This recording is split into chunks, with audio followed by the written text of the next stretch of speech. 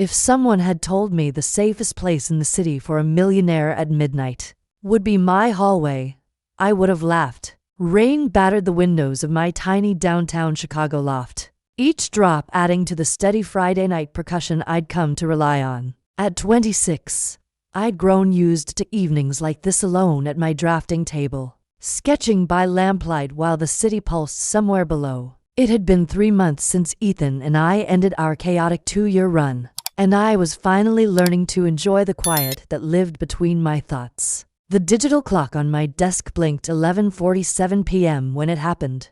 3 measured knocks, clean and deliberate, slicing through the rain's soft roar. I went still, pencil suspended over the blueprint I'd been refining, a sustainable housing concept that had, until that moment, been the only thing on my mind. Who could possibly be at my door at this hour? Setting down my work, I padded barefoot across the cold hardwood floor, my oversized sweater hanging loosely over leggings. Through the peephole, I saw a figure in an expensive black coat, water dripping from perfectly styled auburn hair. Even in the dim hallway light, I recognized her immediately. Veronica Hale. My breath caught in my throat. Everyone in Chicago's business community knew that face. Sharp cheekbones, piercing green eyes, and an expression that could freeze water. She was the CEO of Hale Technologies, a woman who'd built a billion-dollar empire before turning 40. Forbes had featured her on their cover just last month, calling her the Ice Queen of Innovation. But what was she doing at my door? I unlocked the deadbolt with trembling fingers, opening the door just wide enough to peer out. Miss Hale. Her eyes met mine, and for a moment, I saw something unexpected. Vulnerability flickering beneath her composed exterior. Maya Bennett. Her voice was softer than I'd imagined, lacking the commanding tone I'd heard in her TED Talks. Yes, that's me. How did I need to discuss something urgent with you? May I come in? She glanced down the empty hallway, water still dripping from her coat onto the worn carpet. It's about the Whitaker Project. The Whitaker Project. My heart sank. 3 weeks ago, I'd submitted a proposal for the affordable housing development that Hale Technologies was funding. It was my dream project, sustainable, beautiful, and designed to house families who'd been priced out of the city. I'd poured my soul into those designs, working 18-hour days to perfect every detail. Of course, I stepped aside, suddenly aware of my casual appearance compared to her immaculate business attire. Please come in. She entered my modest space, her presence immediately transforming the atmosphere. The loft felt smaller, more intimate, as she took in the exposed brick walls covered with my architectural sketches, the plants hanging from the ceiling, and the organized chaos of my creative process. I apologize for the late hour, she said, removing her coat to reveal a tailored charcoal blazer and silk blouse. I was driving back from a board meeting in Vancouver when I realized I needed to speak with you tonight. I hung her coat on the hook by the door, catching a hint of her perfume, something expensive and intoxicating. Can I offer you some tea? Coffee. Tea would be lovely. Thank you. As I moved to the small kitchen area, I felt her eyes following me. The silence stretched between us, filled only by the sound of rain and the whistle of my kettle. When I turned back with the steaming mugs, I found her standing before my drafting table, studying the Whitaker Project blueprints with intense concentration. These are remarkable, she said without looking up. The integration of solar panels with the roof line design. The way you've maximized natural light while maintaining privacy. It's brilliant. Heat rose to my cheeks. Thank you. I wanted to create something that didn't just house people, but honored their dignity. She finally looked at me, and I was struck by the intensity in her green eyes. That's exactly why I'm here, Maya. May I call you Maya? Of course. The board approved your proposal unanimously. We want to move forward immediately. She paused, setting down her mug. But there's something else. Something I couldn't discuss in a formal meeting. My pulse quickened. What do you mean? Veronica moved closer. Close enough that I could see the faint lines around her eyes, evidence of the pressure she carried. I've been in this business for 20 years, Maya. I've seen thousands of proposals, worked with hundreds of architects. But your work. She shook her head as if searching for the right words. It moved me in a way I didn't expect. The air between us seemed to thicken. I found myself studying her face, the way her lips curved slightly when she spoke my name, the vulnerability that flickered behind her professional mask. I don't understand, I whispered. Neither do I, she admitted, her voice barely audible above the rain. I told myself I was coming here to discuss contract details, timeline adjustments. But the truth is, I couldn't stop thinking about the woman who designed these buildings. The woman who sees beauty and functionality, who believes architecture can heal communities. My heart hammered against my ribs. This couldn't be happening. Veronica Hale, the woman who graced magazine covers, who commanded boardrooms, who was rumored to have ice water in her veins, was standing in my small loft, speaking words that sounded almost like, "I should go," she said suddenly, stepping back. "This was inappropriate. I'll have my assistant contact you Monday about the contract." Wait. The word escaped before I could stop it. She paused, her hand already reaching for her coat. "You said you needed to discuss something urgent. We haven't finished talking." She turned back to me, and in that moment, something shifted. The professional distance she'd maintained crumbled, revealing a woman who looked as confused and vulnerable as I felt. "The urgent matter," she said slowly, "is that I can't seem to get you out of my head, and I have no idea what to do about it." The confession hung between us like a bridge neither of us was sure we should cross. Outside, the rain continued its relentless rhythm. But inside my loft, time seemed suspended. I looked at this powerful woman who just admitted to thinking about me, and realized that the feeling was entirely mutual. "Maybe," I said, my voice steadier than I felt, "we could figure it out together." The space between us felt electric, charged with possibility and danger in equal measure. Veronique's green eyes searched my face as if trying to decode a complex equation. While I stood frozen, hardly believing the words that had just left my mouth. "Maya," she said my name like a prayer, soft and uncertain. "I'm 17 years older than you. I'm your client. This is complicated." I finished for her.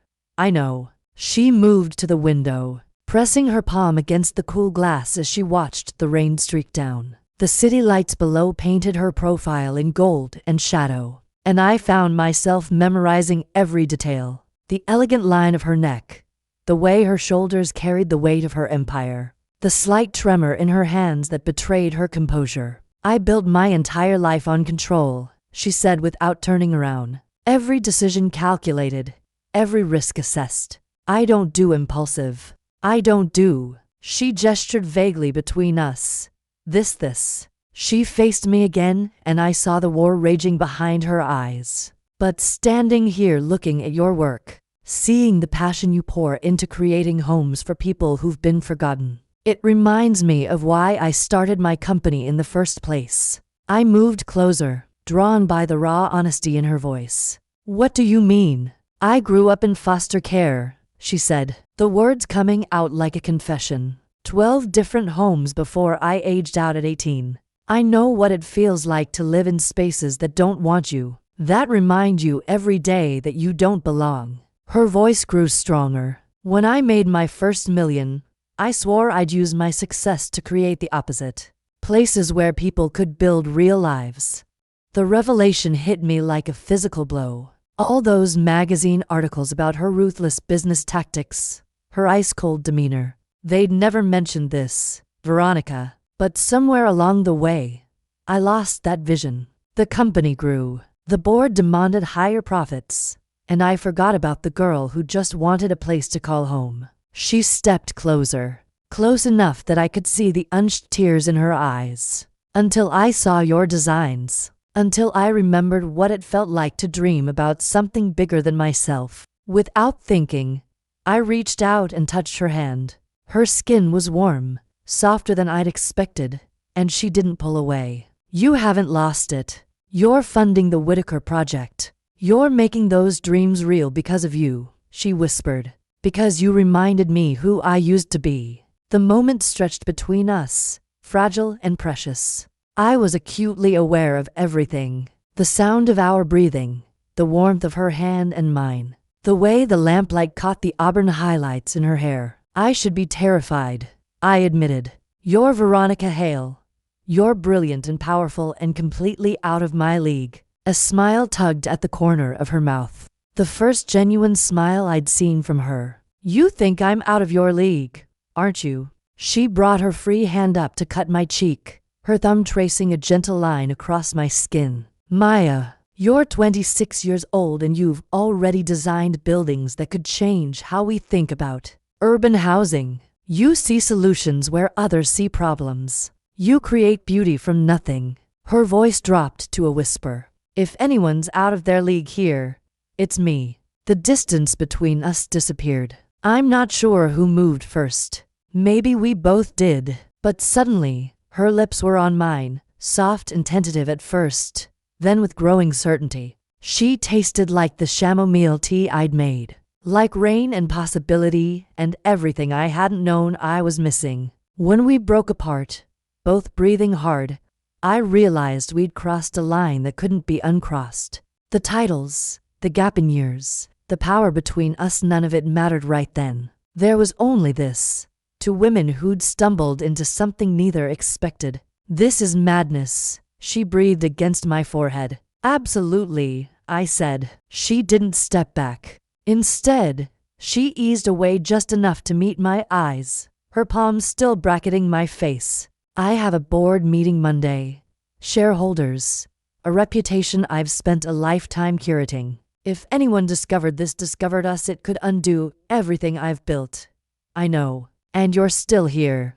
I nodded, pulse pounding so loud I was sure she could hear it. Are you? She answered without words, her mouth on mine again, deeper now. A hunger that felt like years of restraint finally snapping. My hands found the slick whisper of her silk blouse, the thrum of her heartbeat under the fabric. We drifted toward my narrow couch as the city threw lattices of light across the walls. Every touch sharpened into a revelation.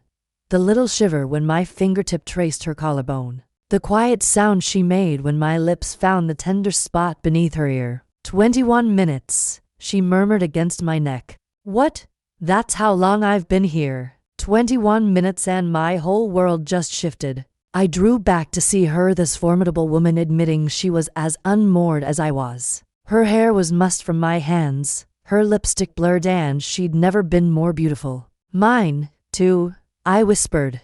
Outside, the rain slackened. Inside, something new took root, frightening and inevitable in the same breath. With Veronica's arms tightening around me, I understood. Some moments reroute your life, and there's no returning to the person you were. The clock on my desk read 12:08 a.m. 21 minutes had rewritten both our stories. I woke to the pearl gray wash of dawn and the unfamiliar weight of someone beside me. For a heartbeat I kept still, afraid any movement would scatter the dream, but the warmth against my hip was real, and so was the faint trace of expensive perfume on my pillow. Veronica. Then everything rushed back: her sudden appearance, the confession, and the way those 21 minutes unraveled the careful lives we'd both held together. I turned my head slowly, taking in the sight of her sleeping face. Without the armor of her business persona, she looked younger, more vulnerable. Her auburn hair spread across the white pillowcase like spilled wine, and her breathing was deep and even. My phone buzzed on the nightstand. 6:47 a.m. Saturday morning. In a few hours, the spell would be broken, and we'd have to face the reality of what we'd done. As if sensing my movement, Veronica's eyes fluttered open. For a moment, confusion clouded her features. Then, awareness dawned. I watched as the vulnerability in her expression was slowly replaced by something more guarded. "Good morning," I whispered, unsure of the protocol for this situation. "Good morning." Her voice was husky with sleep, and she made no move to pull away from me. "I should probably stay," I said quickly, then felt heat rise to my cheeks. "I mean, if you want to, I could make breakfast." A smile tugged at her lips. You cook, too? Nothing fancy, but I make excellent coffee and passable pancakes. She was quiet for a long moment, studying my face. Maya, about last night. Do you regret it? The question escaped before I could stop it, and I held my breath, waiting for her answer. No, she said firmly. That's what terrifies me. I reached out to trace the line of her jaw, marveling at how natural the gesture felt. We don't have to figure everything out right now, don't we? She sat up, the sheet falling away to reveal the silk camisole she'd slept in. I'm Veronica Hale. I don't do uncertainty. I don't do whatever this is. What if you tried? She looked at me for a long moment, then leaned down to press a soft kiss to my lips. Pancakes sound wonderful. An hour later, we sat at my small kitchen table, sharing breakfast as the city slowly came to life outside. Veronica had borrowed one of my oversized sweaters, and seeing her in my clothes, casual and relaxed, felt more intimate than anything we'd shared the night before. Tell me about your family, she said, cutting into her pancakes. Not much to tell. My parents are both professors at University of Washington.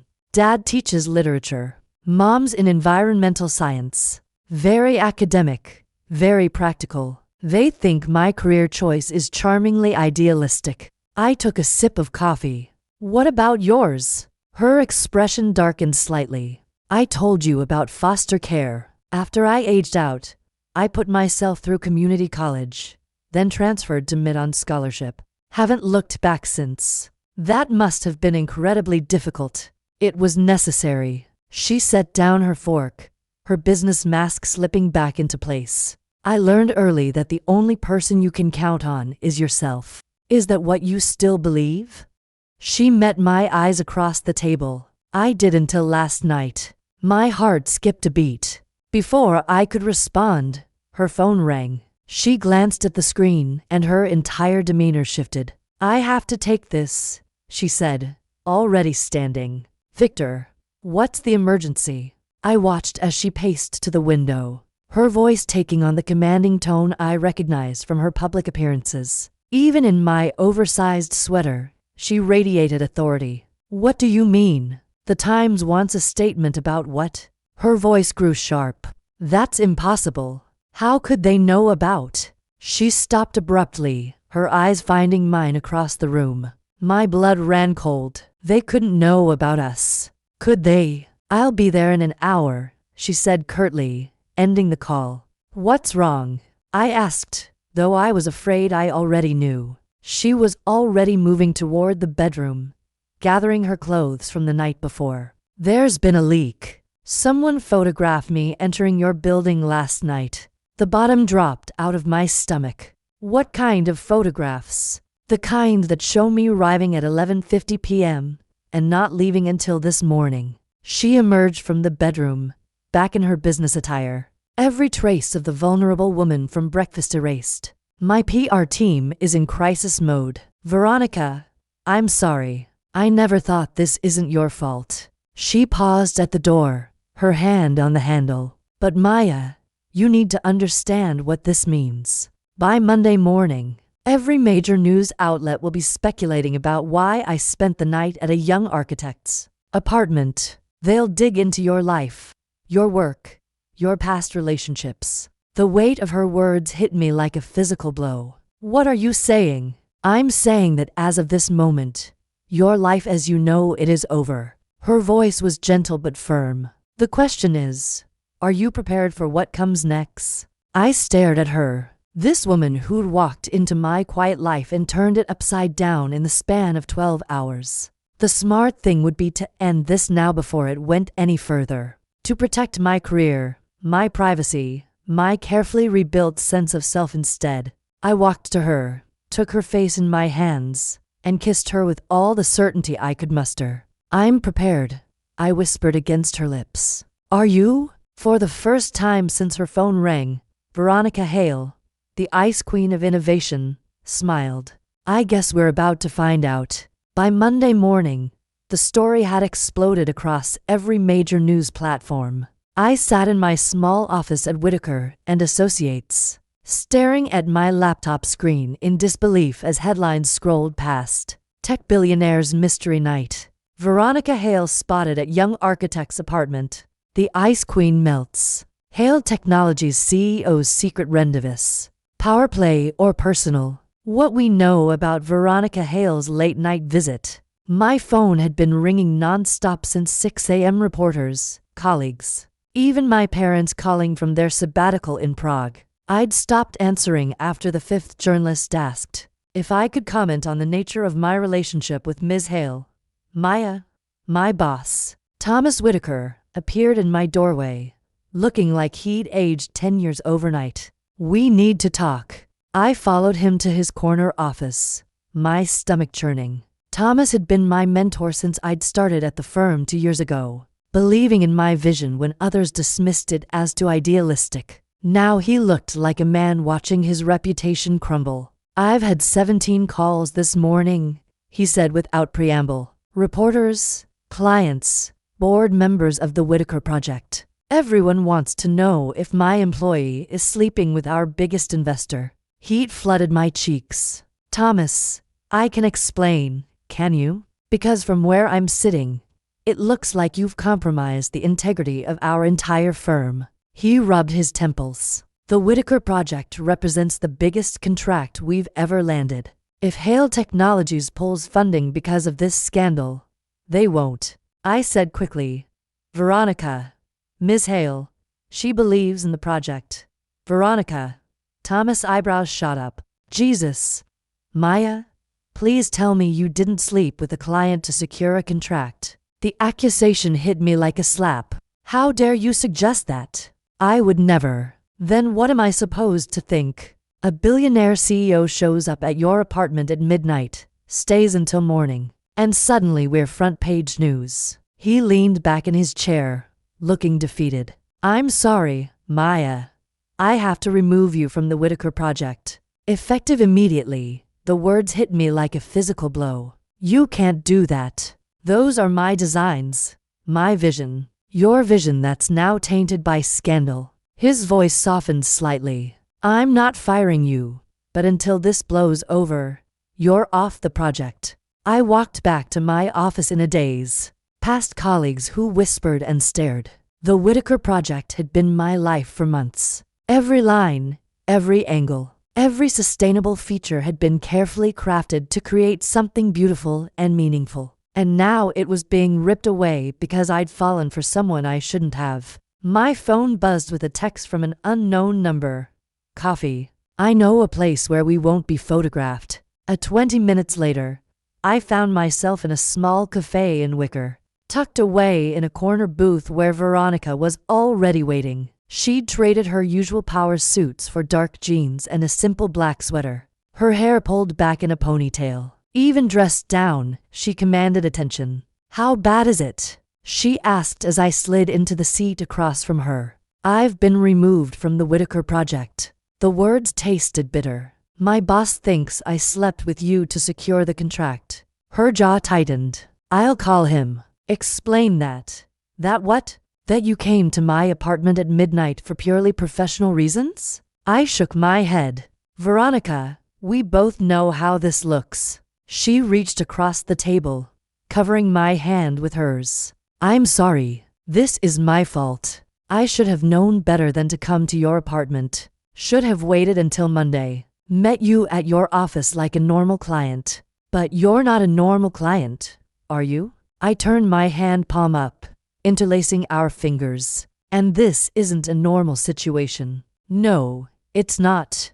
She was quiet for a moment, studying our joined hands. My board is meeting this afternoon. They're worried about the optics, she said. Worried enough to fire you. Worried enough to push me to issue a statement that our meeting was strictly professional. That any rumor of something more is baseless. The words hung there like a dare. We both knew what she meant. She could erase all of this with one press release. Send us back to our separate lives. Pretend those 21 minutes hadn't rewritten everything. Is that what you want? I asked quietly. It would be the smart move, the safe one. She met my eyes, and I saw the same battle in hers that raged in my chest. But I've spent my adult life choosing smart and safe, building walls, keeping distance, never letting anyone close enough to break me. And now I'm sitting across from a brilliant, beautiful woman who makes me want to tear them all down. Her thumb traced my knuckles. So the question is, will you weather this with me? I thought of my quiet routine, the careful career path, the comfort of anonymity. Then of the way she studied my drawings, the tremor in her voice when she spoke about foster care, the reverence in her kiss as if I were something rare. Yes, I said, without flinching.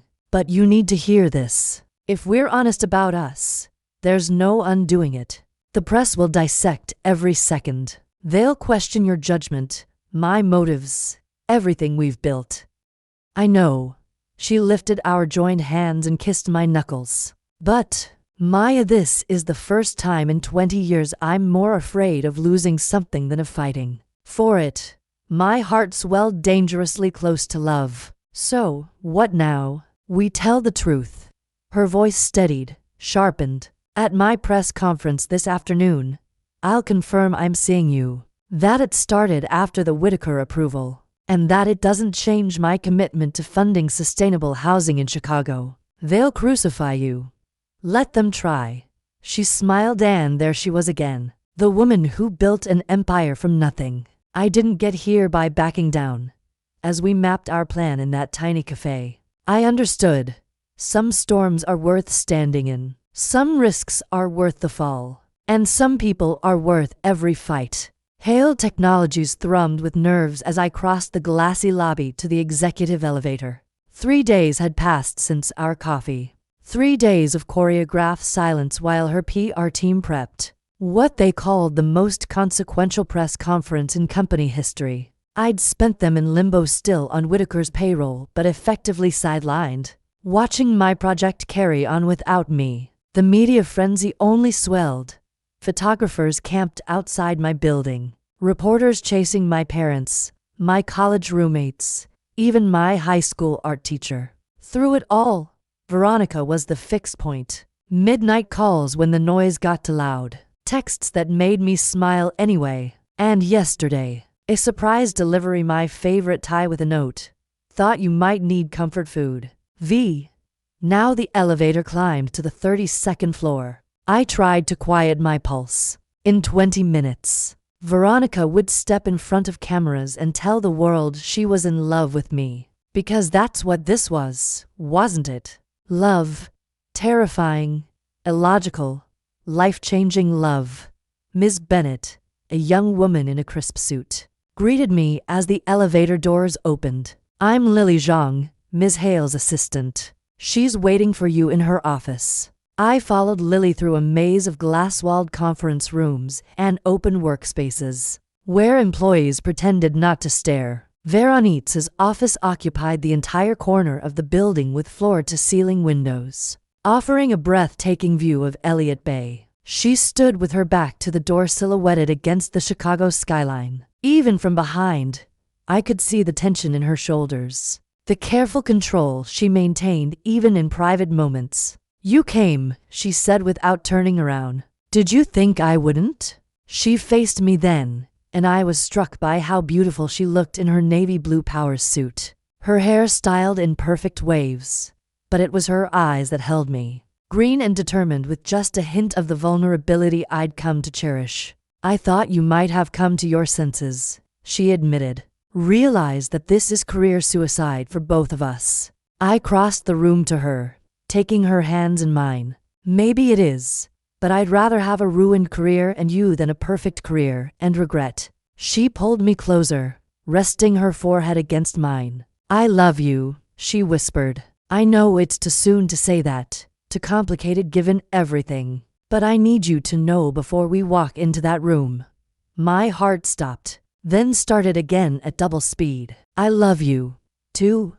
We stood there for a moment, holding each other in the calm before the storm. Then Lily's voice came through the intercom. Ms. Hale, the press is ready. The conference room was packed. I recognized reporters from the Chicago Times, the Wall Street Journal, CNN, and at least a dozen other outlets. Cameras flashed as Veronica entered, her expression composed and professional. I took a seat in the back, trying to make myself invisible. "Thank you all for coming," Veronica began, her voice carrying easily through the room. "I know there's been significant speculation about my personal life over the past few days, and I believe it's time to address those questions directly." A reporter from the Times raised her hand. "M. Hale, can you confirm whether you're romantically involved with Maya Bennett, the architect working on the Whitaker project?" Veronique's eyes found mine across the room, and I saw her draw strength from our connection. "Yes, I can confirm that Maya and I are in a relationship." The room erupted, cameras flashed, reporters shouted questions, and I felt like I was watching my life explode in real time. However, Veronica continued, her voice cutting through the chaos. "I want to be absolutely clear about the timeline. The Whitaker project was approved by our board 3 weeks ago, based solely on the merit of Ms. Bennett's exceptional designs. Our personal relationship began after that decision was made. But surely this creates a conflict of interest," called out a reporter from CNN. "How can Hale Technologies continue funding a project when you're personally involved with the architect? The same way any company continues working with talented professionals," Veronica replied smoothly, "based on the quality of their work. Maya Bennett's designs for affordable housing are revolutionary. They represent exactly the kind of innovation Hale Technologies was founded to support." "What about the age difference?" shouted another reporter. "You're 17 years older than Ms. Bennett. Doesn't that raise questions about the power dynamic?" I watched Veronique's jaw tighten slightly, but her voice remained steady. "I'm not here to defend my personal choices to anyone. Maya is a brilliant, accomplished woman who makes her own decisions. To suggest otherwise is insulting to both of us." The questions continued for another 20 minutes, each one more invasive than the last. But Veronica handled them all with grace and steel, never wavering in her support of me or our relationship. Finally, she raised her hand for silence. "I have one final statement. Hale Technologies will continue funding the Whitaker project because it represents the future of sustainable urban housing. Maya Bennett will continue as the lead architect because she's the most qualified person for the job. And I will continue my relationship with her because she makes me a better person and a better leader." She paused, her eyes finding mine one last time. "Some of you seem to think that successful women can't have personal lives, that we must choose between professional achievement and human connection. I reject that premise entirely. I'm here today not just as the CEO of Hale Technologies, but as a woman who has found something worth fighting for." The room fell silent for a moment, then exploded again with questions. But Veronica was already walking toward the exit, her message delivered with characteristic precision. I met her in the hallway outside the conference room where she immediately pulled me into her arms. "How do you think that went?" she asked, though her smile suggested she already knew. I said, kissing her softly. "You just changed the conversation about women in business forever." "Good," she murmured against my lips. It was about time, as we stood there holding each other while the media storm raged around us. I realized that we'd done something remarkable. We'd refused to hide, refused to be ashamed, refused to let fear dictate our choices. Whatever came next, we'd face it together. 3 months later, I stood in the construction trailer overlooking the Whitaker project site, watching as the first foundation was poured. The morning Chicago drizzle had given way to unexpected sunshine, and the concrete gleamed like a promise of things to come. "The Community Sense Foundation will be finished by Friday," said Carlos Alvarez, our construction foreman. "We're actually ahead of schedule." I nodded, making notes on my tablet. Despite all the media attention, or perhaps because of it, the Whitaker project had become the most closely watched affordable housing development in the country. Every detail was scrutinized, every milestone celebrated or criticized depending on the outlet. "Maya." Carlos's voice pulled me from my thoughts. "You've got a visitor." I turned to see Veronica approaching across the muddy construction site, picking her way carefully in designer heels and a tailored coat. Even after 3 months together, the sight of her still made my heart skip.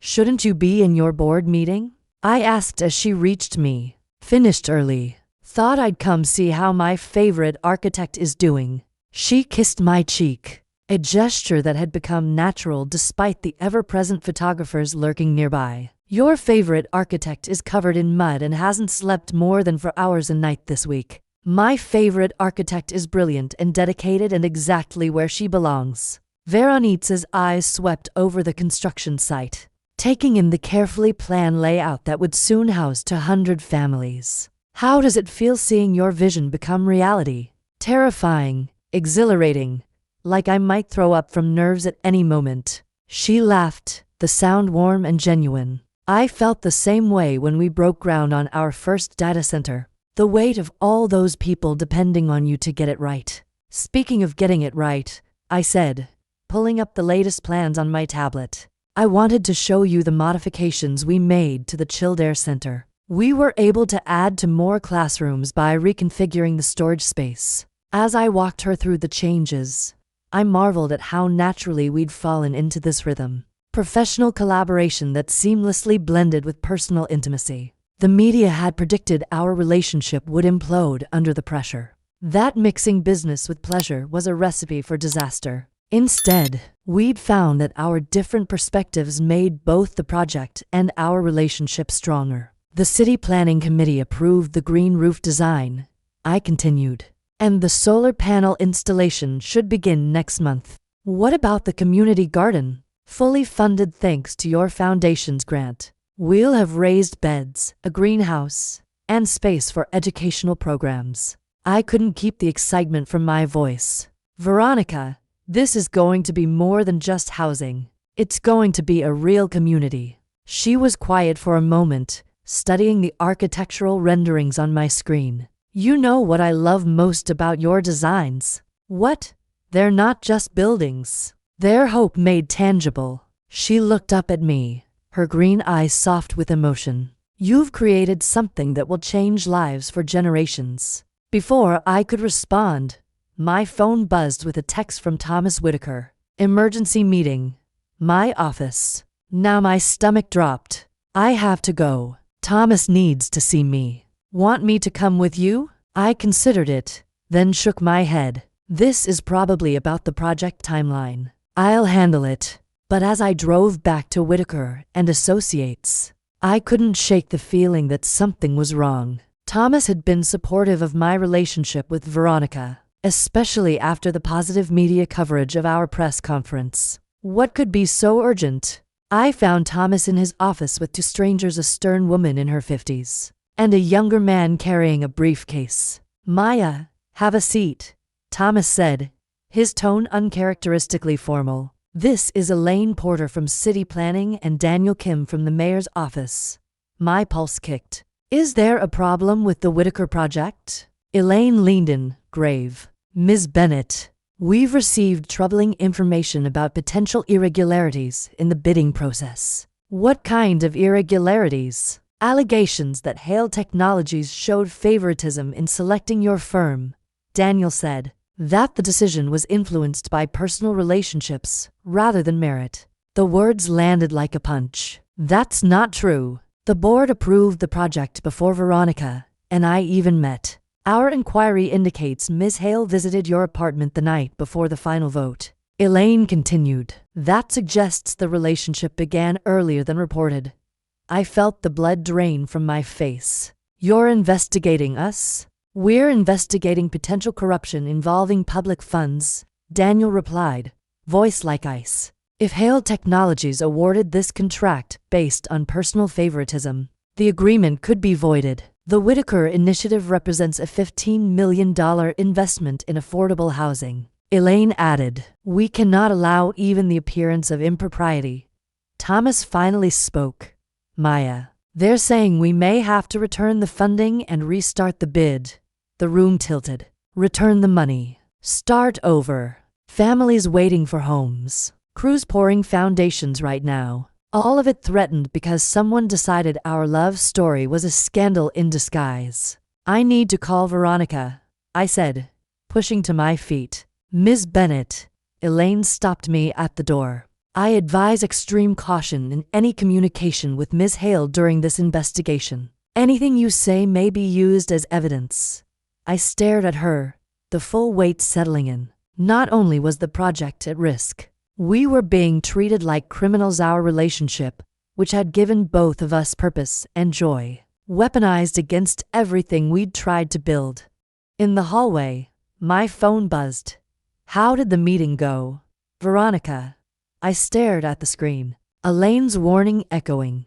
For the first time since that rain-soaked night, she'd knocked on my door. I didn't know how to answer.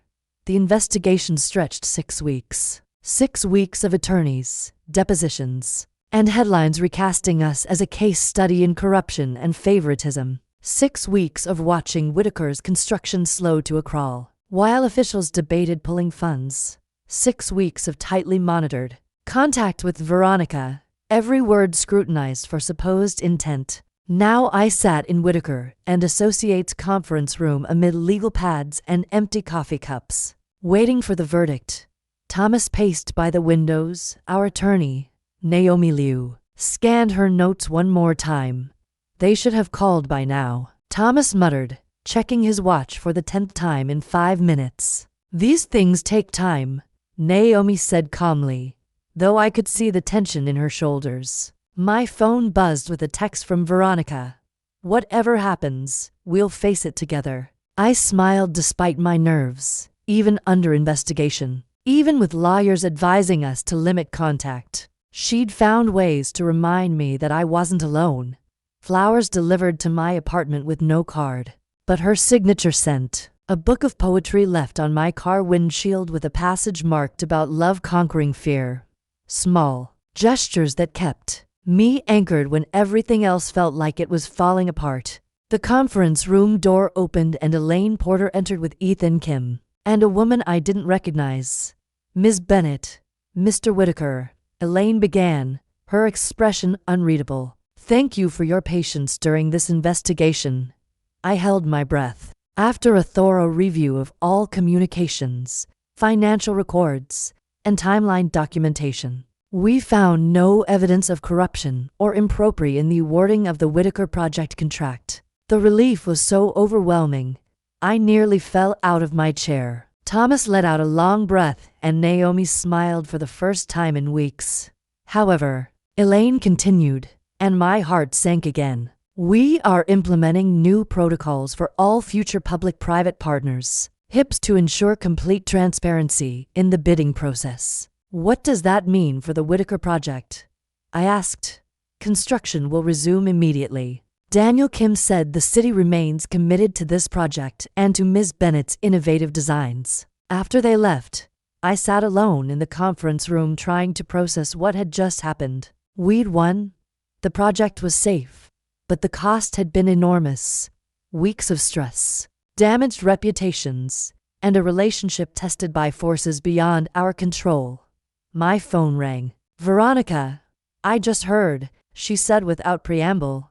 Are you okay? I think so. Are you? I will be once I see you.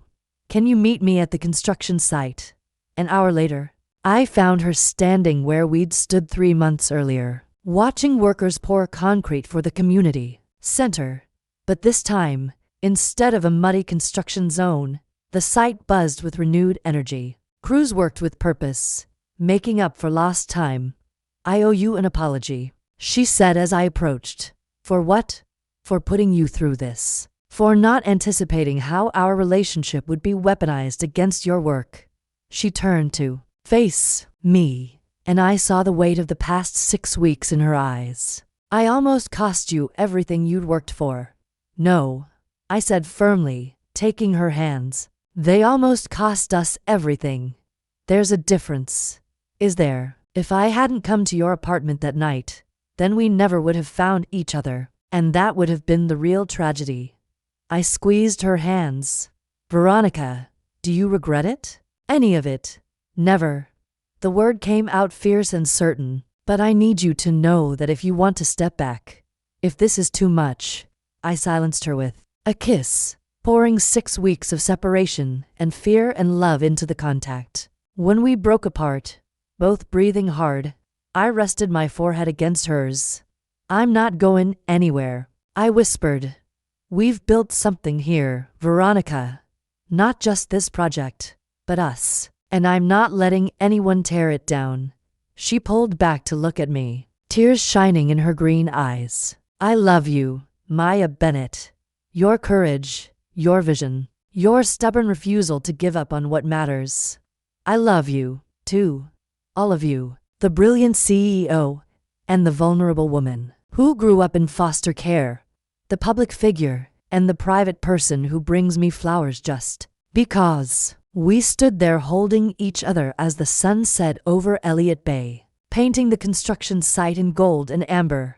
Around us, the foundation of something beautiful was taking shape. Not just the buildings that would house families, but the life we were building together. So, what happens now?